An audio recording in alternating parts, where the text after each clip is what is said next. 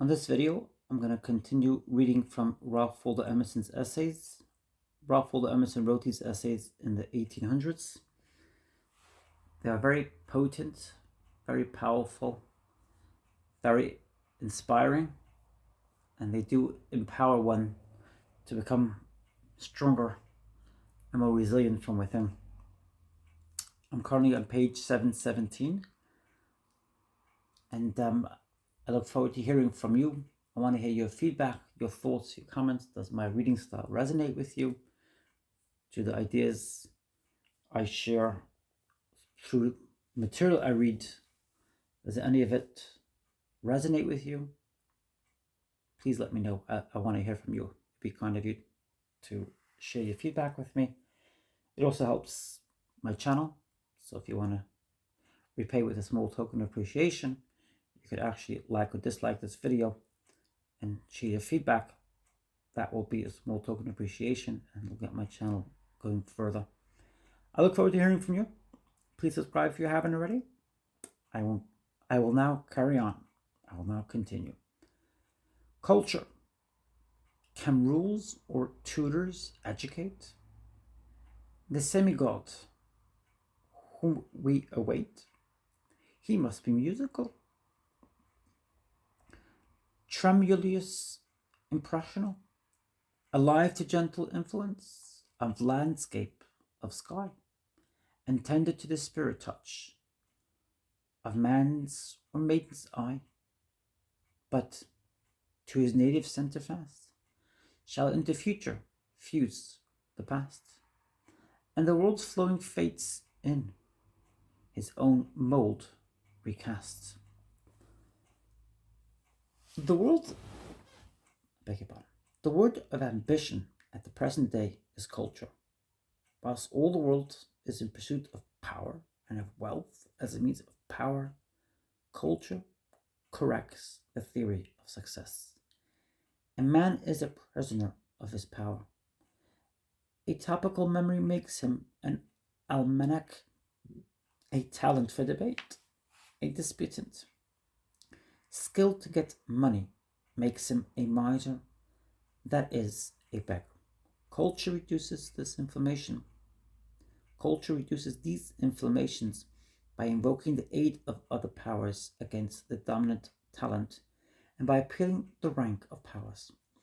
It watches success for performance. Nature has no mercy and sacrifices the performer to get it done. Makes it a dropsy or a tenpenny of him. If she wants a thumb, she makes one at the cost of arms and legs. And any excess of power is in one part, and any excess of power in one part is usually paid for at once by some defect in a contiguous part. Our efficiency depends so much on our concentration that nature usually, in the instances where a marked man is sent into the world, overloads him with bias, sacrificing his symmetry to his working power. It is said a man can write but one book, and if a man have a defect, it is apt to leave its impression on all his performances. If she creates a policeman like Fauci, he is made up of suspicious and of plots to circumvent them. Quote the air, unquote, said Fauci. Coat is full of poniards, unquote. The physician Sanctorius spent his life in a pair of scales, weighing his food. Lord Coke valued. Culture highly because the canon Yemen's tale illustrates the statue of 5th Hen 4, chapter 4. Against alchemy. I saw a man who believed the principal mischiefs in the English states were derived from the devotion to musical concerts. A Freemason not long since set out to explain to his country that the principal cause of the success of General Washington was the aid he derived from the Freemasons. But worse than the hopping on one string, nature has secured individualism by giving the private person a high conceit of his weight in the system. The best of society is egotists. They are dull and bright, sacred and profane, coarse and fine egotists. It is a disease that, like influenza, falls on all constituents. In the distemper, known to physicians as chorea, the patient sometimes turns around and continues to spin slowly on one spot. Is egotism a metaphysical variety of his malady? The man runs round a ring formed by his own talent, falls into an admiration of it, and loses relation to the world. It is a tendency in all minds. One of its annoying forms is a craving for sympathy. The sufferers parade the miseries, tear the lint from the bruises, reveal their indicable crimes, that you may pity them. They like sickness because physical pain will extort some show of interest from the bystanders. As we have seen, children who find themselves of no account when grown people come in will cough till they choke to draw attention. This distemper is the scourge of talent, of artists, inventors, and philosophers. Eminent, eminent spiritualists shall have an incapacity of putting their act or word aloof from them and seeing it bravely for the nothing it is. Beware of the man who says, quote, I am on the eve of a revelation, end quote. It is speedily punished inasmuch as this habit invites men to humor it, and by treating the patient tenderly, to shut him up in a narrow selfism and exclude him from the great world of God's cheerful, fallible men and women. Let us rather be insulted whilst we are insultable. Religious literature is eminent examples, and if we run over our private list of poets, critics, philanthropists, and philosophers, we shall find them infected with this dropsy and elephantiasis, which we ought to have taped. The goetry of egotism is so frequent among notable persons that we must infer some strong necessity in nature which it subserves, such as we see in the sexual attraction. The preservation of the species was a point of such necessity that nature has secured it all hazards by immensely overloading the passion at the risk of perpetual crime and disorder. So egotism has its root in the cardinal necessity by which each individual persists to be what he is. This individuality is not only not inconsistent with culture, but is the basis of it. Every valuable nature is here in its own right, and the student we speak to must have a mother wit invincible by his culture, which uses all books, arts, facilities, and elegancies of intercourse, but is never subdued and lost in them. He only is a well-made man who has a good determination. And the end of culture is not to destroy this, God forbid, but to train away all impediment and mixture and leave nothing but pure power. Our student must have a style and determination and be a master in his own specialty. But having this, he must put it behind him. He must have a Catholicity, a power to see with a free and disengaged look every object. Yet is this private interest in self so overcharged that if a man seeks a companion who can look at objects for their own sake and without affection or self-reference, he will find the fewest who will give him that satisfaction. Whilst most men are afflicted with a coldness and incuriosity, as soon as any object does not connect with their self-love, though they talk of their object before them, They are thinking of themselves, and their vanity is laying little traps for your admiration. But after a man has discovered that there are limits to the interest with his private history, but after man has discovered that there are limits to the interest which his private history has for mankind, he still converses with his family or few companions, perhaps with half a dozen personalities that are famous in his neighborhood. Engrossing the question of life is the names of some 8 or 10 men. Have you seen Mr. Alston, Dr. Channing, Mr. Adams, Mr. Webster, Mr. Greenough? Have you heard Everett, Garrison, Father Taylor, Theodore Parker? Have you talked with Messrs. Turbernwheel, Summit Level, and Lacofrupes? Then you may as well die. In New York, the question is of some other 8 or 10 or 20. Have you seen a few lawyers, merchants, and brokers? 2 or 3 scholars, 2 or 3 capitalists, 2 or 3 editors of newspapers. In New York is a sucked orange. New York is a sucked orange. All conversation is at an end where we have discharged ourselves of a dozen personalities, domestic or important, which make up our American existence. Nor do we expect anybody to be other than a faint copy of these heroes. Life is very narrow. Bring any club or company or intelligent. Life is very narrow. Bring any club or company of intelligent men together again after 10 years, and if the presence of some penetrating and calming genius could dispose them to frankness, what a confession of insanities would come up. The quote, causes, end quote, to which we have sacrificed tariff or democracy, Whiggism or abolition, temperance or socialism, would show like roots of bitterness and dragons of wrath, and our talents are as mischievous as if each had been seized upon by some bird of prey which has whisked him away from fortune, from truth, from the dear society of the poet, some zeal, some bias, and only when he was now grey and nerveless was it relaxing its claws, and he awakening to sober perceptions.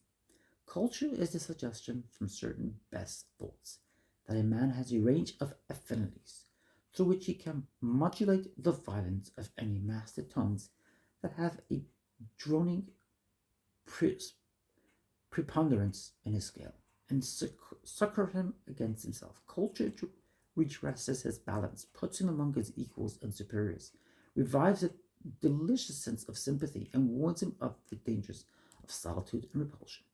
It is not a compliment, but a disparagement to consult a man only on horses, or on steam, or on theaters, or on eating, or on books, and whenever he appears considerately to turn the conversation to the bantling he is known to fondle.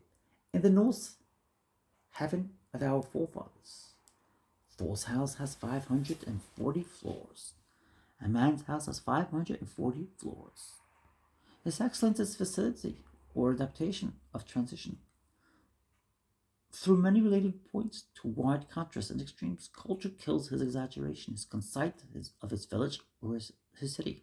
We must leave our pets at home when we go into the street and meet men on broad grounds of good meaning and good sense. No performance is worth less of geniality. It is a cruel price we pay for certain fancy goods called fine arts and philosophy.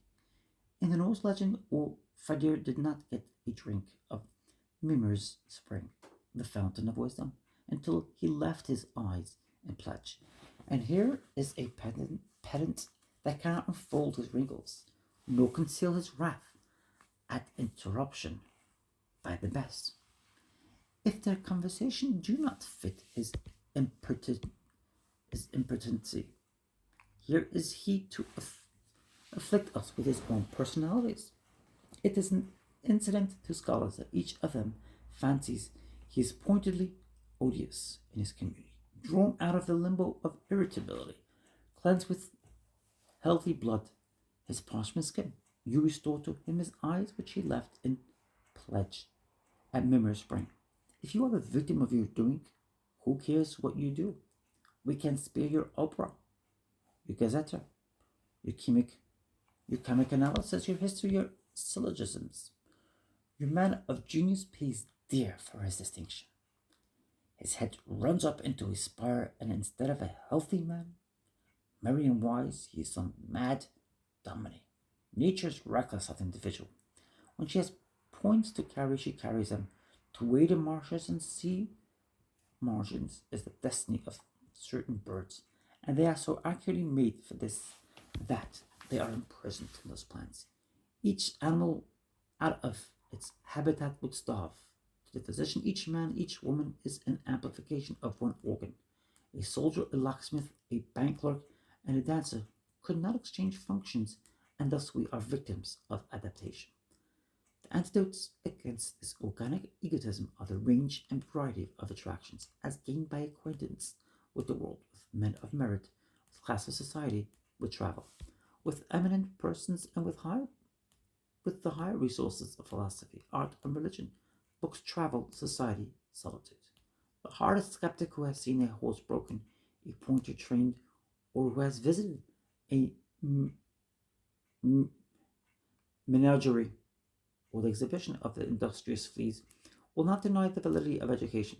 Quote, a boy, end quote, says Plato, quote, is the most vicious of all wild beasts, end quote.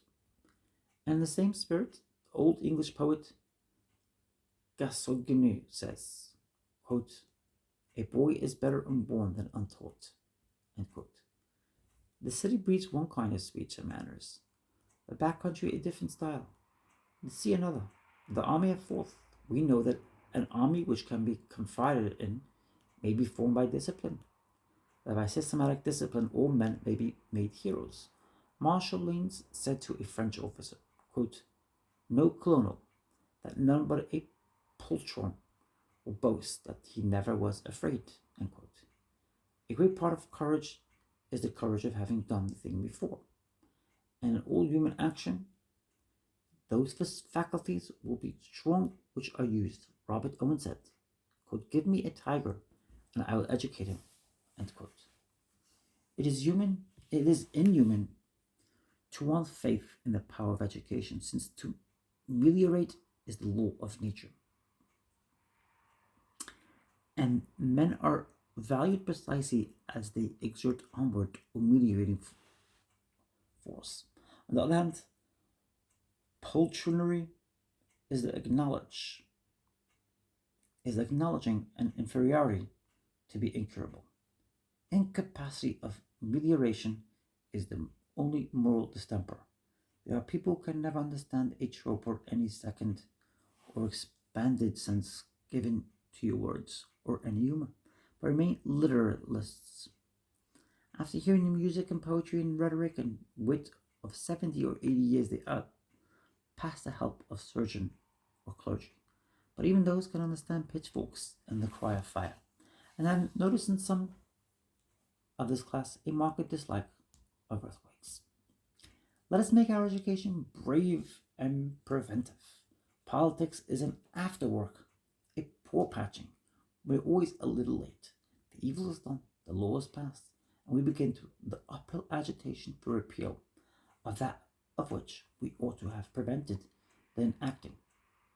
We shall one day learn to supersede politics by education.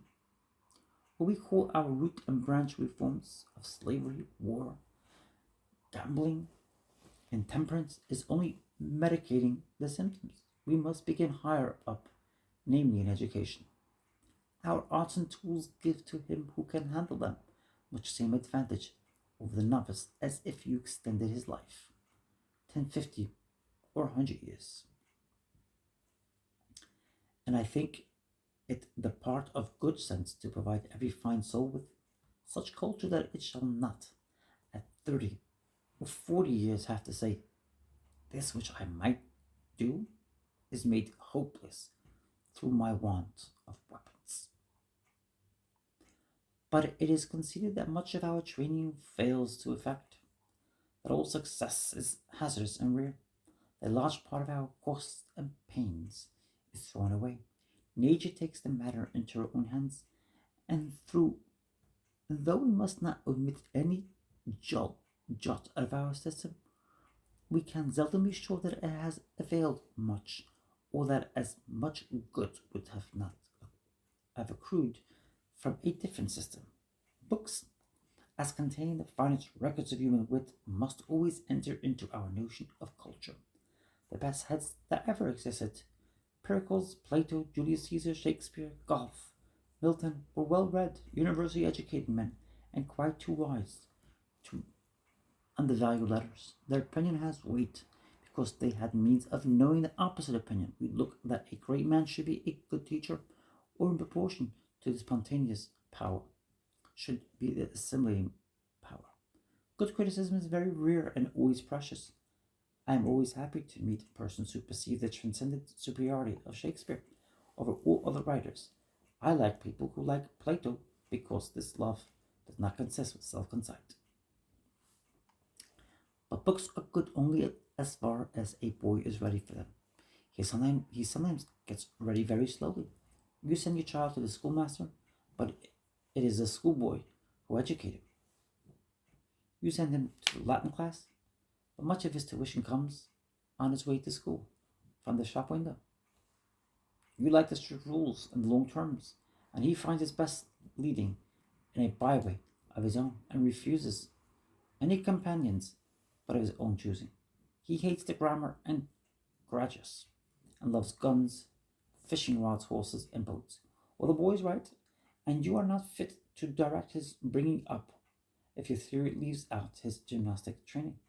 Archery, cricket, gun, and fishing rod, horse, and boat are all educators, liberalizes, and so are draining, dress, and the street talk. And provided only the boy has resources and is of a noble and ingenious strain, these will not serve him less than the books. He learns chess whilst dancing and theatricals. The father observes that another boy has learned algebra and geometry in the same way, but the first boy has acquired much more than these poor games along with them. He is infatuated for weeks with whist and chess, but presently will find out, as you did, that when he rises from the game, too long played, he is vacant and forlorn, and despises himself thenceforward. It takes place with other things, and has its due weight in his experience. These minor skills and accomplishments, for example, dancing, are tickets of admission to the dress circle of mankind, and the being master of them enables the youth to judge intelligently of much on which otherwise he would give a pedantic squint. Landor said, quote, I have suffered more from my bad dancing than from all the misfortunes and miseries of my life put together. End quote. Provided always the boy is teachable, for we are not proposing to make a statue out of a punk. Football, cricket, archery, swimming, skating, climbing, fencing, riding are lessons in the art of power, which it is his main business to learn. Riding especially, of which Lord Herbert of Cherbury said, quote, a good rider on a good horse is as much about himself and others as the world can make him. End quote. Besides the gun, fishing rod, boat, and horse constitute among all who use them secret Freemasonries. They are as if they belong to one club. There is also a negative value in these arts. The chief use to the youth is not amusement, but to be known for what they are, and not to remain to him occasions of hopper. We are full of superstitions. Each class fixes its eyes on advantages it has not. The refined root strength, the Democrat on birth and breeding. One of the benefits of a college education is to show the boy its little avail. I knew a leading man in a leading city who, having set his heart on an education at university and missed it, could never quite feel himself the equal of his own brothers who had gone hither, who had gone thither. He, his easy superiority to multitudes of professional men could never quite countervail to him this imaginary defect. Balls, riding, wine parties, billiards pass to a poor boy for something fine and romantic which they are not, and a free admission to them on an equal footing, if it were possible, only once or twice would be worth 10 times its cost by undeceiving him. I am much of I am much an advocate for travelling, and I observe that men run away to other countries because they are not good in their own, and run back to their own because they pass for nothing in the new places. For the most part, only the light characteristic. For the most part, only the light characters travel. Who are you that have no task to keep you at home? I have been quoted as saying cap- captious things about travel, but I mean to do justice. I think there is restlessness in our people which argues want of character. All educated Americans, first or last, go to Europe, perhaps because it is their mental home, as the invalid habits of this country might suggest. An eminent teacher of girls said, quote, the ideas of a girl's education is whatever qualities, I'm sorry, I'll repeat that. Quote, the idea of a girl's, I'll repeat that. Quote, the idea of a girl's education is whatever quality, I'm going to have to repeat that. An eminent teacher of girls said, quote, the idea of a girl's education is whatever qualifies her for going to Europe, end quote. Can we never extract this tapeworm of Europe from the brain of our countrymen? One sees very well what their fate must be. He that does not fill a place at home cannot abroad. He only goes there to hide his insignificance in a larger crowd. You do not think you will find anything there which you have not seen at home. The stuff of all countries is just the same. Do you suppose there is any country where they do not scald milk pans and swaddle the infants and burn the brushwood and broil the fish? What is true anywhere is true everywhere, and let him go where he will. He can only find so much beauty or worth as he carries. Of course, for some men, travel may be useful. Naturalists, discoverers, and sailors are born. Some men are made of couriers, exchanges, envoys, missionaries, bearers of dispatches, as others are for farmers and working men. And if the man is of a light and social turn, and nature has aimed to make a legged and winged creature famed for locomotion, we must follow her hint and furnish him with that breeding which gives currency, as sedulously as with which gives worth. But let us not be pedantic, but allow to travel its full effect. The boy grown up on a farm which he has never left is said in the country to have had no chance, and boys and men of that condition look upon work on a railroad or drudgery in a city as opportunity. Poor country boys of Vermont and Connecticut formerly owned what knowledge they had to their peddling trips to the southern states. California and the Pacific coast is now the university of this class, as Virginia was in old times. To have some chance is their word, and the phrase to know the world or to travel is synonymous with all men's ideas of advantage and superiority. No doubt, to a man of sense, travel offers advantages. As many languages as he has, as many friends, as many arts and trades. So many times he is a man. A foreign country is a point of comparison. Wherefore, to judge his own,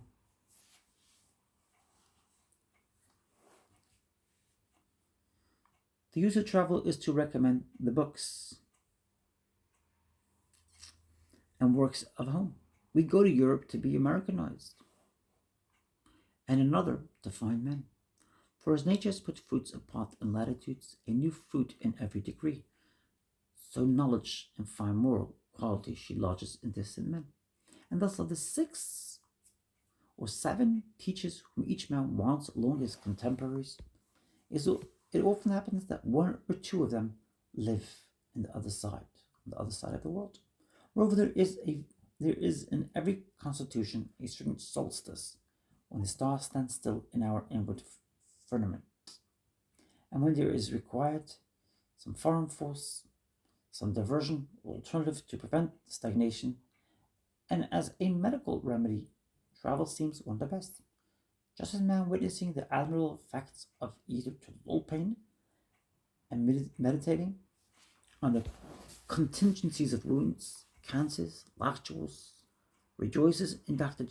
Jackson's benign discovery, so a man who looks at Paris, at Naples, or at London says, if I should be driven from my own home, here at least my thoughts can be consoled by the most prodigal amusement and occupation which the human race and ages could contrive and accumulate. Akin to the benefit of foreign travel, the aesthetic value of railroads is to unite the advantage of town and country life, neither of which we can spare. A man should live in or near a large town because let his own genius be what it may, it will repel quite as much of agreeable and valuable talent as it draws.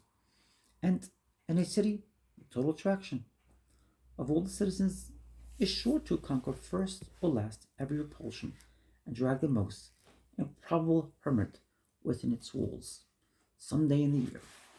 In town he can find the swimming school, the gymnasium, the dancing master, the shooting gallery, opera, theatre, and panorama, the chemist shop, the Museum of Natural History, the Gallery of Fine Arts, the national orators in their turn, foreign travels, libraries, and his club. In the country he can find solitude and reading, manly labor, cheap living, and his old shoes, moors for game, hills for geology, and groves for devotion. Aubrey writes, quote, I have heard Thomas Hobbes say that in the Earl of Devon's house in Derbyshire there was a good library and books enough for him, and his lordship stocked the library with what books he thought fit to be bought. But the want of good conversation was a very good inconvenience. But the want of good conversation was a very great inconvenience. And though he conceived he could order his thinking as well as another, yet he found a great defect in the country in long time. For want of good conversation was understanding and invention contract a moss on them, like an old polling in an orchard. Cities give us collision. It is said London and New York take the nonsense out of man. A great part of our education is sympathetic and social. Boys and girls who have been brought up with well-informed and superior people show in their manners an inestimable grace. Fuller says that, quote, William Earl of Nassau won a subject from the King of Spain every time he put off his hat. You cannot have one well-bred man without a whole society of such. They keep each other up to any high point, especially women. It requires a great many cultivated women, saloons of bright, elegant reading women, accustomed to ease and refinement, to spectacles, pictures, sculpture, poetry, and to elegant society. In order that you should have one Madame de Stael, the head of a commercial house, or a leading lawyer or politician, is brought into daily contact with troops of men from all parts of the country. And those, too, the driving wheels, the business men of each section, and one can hardly suggest for an apprehensive man a more searching culture. Besides, we must remember the high school possibilities of 1,000,000 of men. The best bribe which London offers today to the imagination is that In such a vast variety of people and conditions, one can believe there is room for persons of romantic character to exist, and that the poet, the mystic, and the hero need hope to confront their counterparts. I wish cities could teach their best lesson of quiet manners. It is the foible, especially of American youth pretension. The mark of the man of the world is absence of pretension. He does not make a speech. He takes a low business tone, avoids all brag, is nobody, dresses plainly, promises not at all, performs much, speaks in monosyllables, hugs his fact. He calls his employment by its lowest name, and to take from evil tongues the sharpest weapon. His conversation clings to the weather and the news, yet he allows himself to be surprised into thought and the unlocking of his learning and philosophy. How the imagination is picked by anecdotes of some great man passing incognito as a king in grey clothes, of Napoleon affecting a plain suit at his glittering leave, of Burns or Scott or Beethoven or Wellington or Goethe, or any container of transcendent power, passing for nobody, of Epaminondas, quote, who never says anything but will listen eternally, end quote, of Goethe who preferred trifling subjects and common expressions in intercourse with strangers, worse rather than better clothes, and to appear a little more capricious than he was. There are advantages in the old hat and box coat. I have heard that throughout this country a certain respect is paid to good broadcloth, but dress makes a little restraint. Men will not commit themselves, but the box coat is like wine. It unlocks the tongue, and men say what they think. An old poet says, quote, go far and go sparing, for you'll find it certain. The poorer and the baser you appear, the more you look through still, end quote. Not much otherwise, Mills writes in the Lay of the Humble, quote, to me men are for what they are. They wear no masks with me. It is odd that our people should have not water on the brain, but a little gas there. A shrewd foreigner said of the Americans that, quote, whatever they say has a little the ear of a speech, end quote. And one of the traits down in the books as distinguishing Anglo-Saxon is a trick of self-disparagement. To be sure, in old, dense countries, among a million of good coats, a fine coat comes to be no distinction. You find humorists. In an English party, a man with no marked manners or features, with a face like red dough, unexpectedly disclosed wit, learning a wide range of topics and personal familiarity with good men in all parts of the world until you think you have fallen upon some illustrious personage. Can it be that the American forest has refreshed some weeds of old Pictish barbarism just ready to die out? The love of the scarlet feather, or beads and tinsel. Can it be that the American forest has refreshed some weeds of old Pictish barbarism just ready to die out? The love of the scarlet feather, of beads and tinsel? The Italians are fond of red clothes, peacock plums, and embroidery. And I remember one rainy morning in the city of Palermo. The street was in a blaze with scarlet umbrellas. The English have a plain taste. The equipages of the grandees are plain. A gorgeous livery indicates new and orchid city wealth.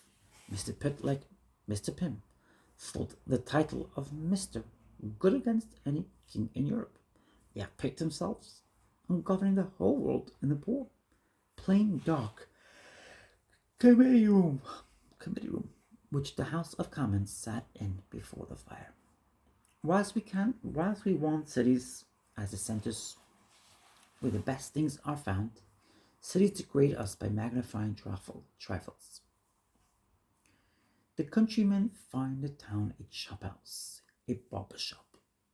He has lost the lines of grandeur of the horizon, hills and plains, and with them sobriety and elevation. He has come among a supple, glib-tongued tribe who live for show servile to public opinion. Life is dragged down to a fracas of pitiful cares and disasters. You say the gods ought to respect a life whose objects are their own, but in cities that betrayed you to a cloud of insignificant annoyances. Annoyances. You say the gods ought to respect a life whose objects are their own, but in cities they have betrayed you to a cloud of insignificant annoyances. Quote, Myrmidons res fecundae, myrmidons infin nuos commendons.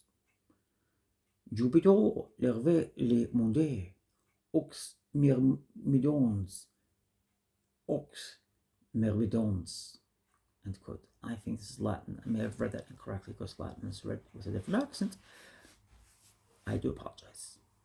It is heavy odds against the gods when they will match with Mimerads.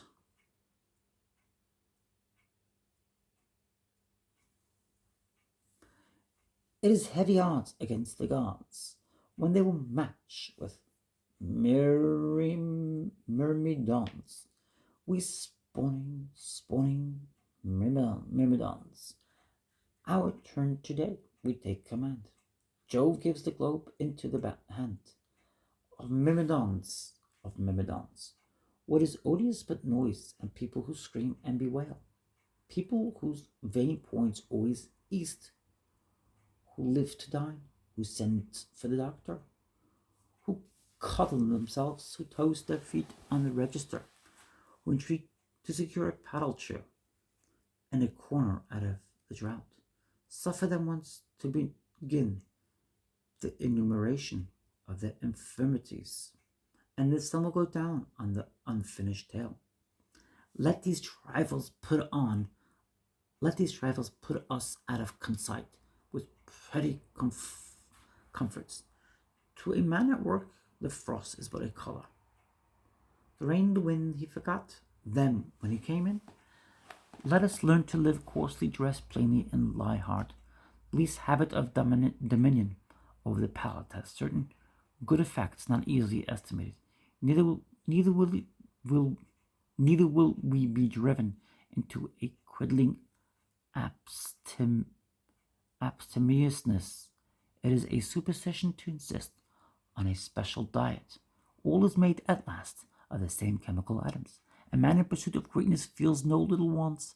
How can you mind diet, bed dress, or salutes, or compliments, or the figure you make in money, or wealth, or even the bringing things to pass? When you think how paltry are the machinery and the workers, Wordsworth was praised to me in Westmoreland for having afforded to his country neighbours an example of a modest household where comfort and culture were secured without display.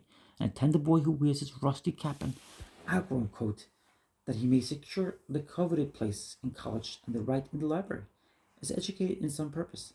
There is a great deal of self-denial and manliness in poor and middle-class houses in town and country that has not got into literature and never will, but that keeps the earth sweet, that saves on superfluities and spends on essentials, that goes rusty and educates the boy, that sells the horse but builds the school, works early and late, takes 2 looms in the factory, 3 looms, 6 looms, but pays off a mortgage on the paternal farm, and then goes back cheerfully to work again.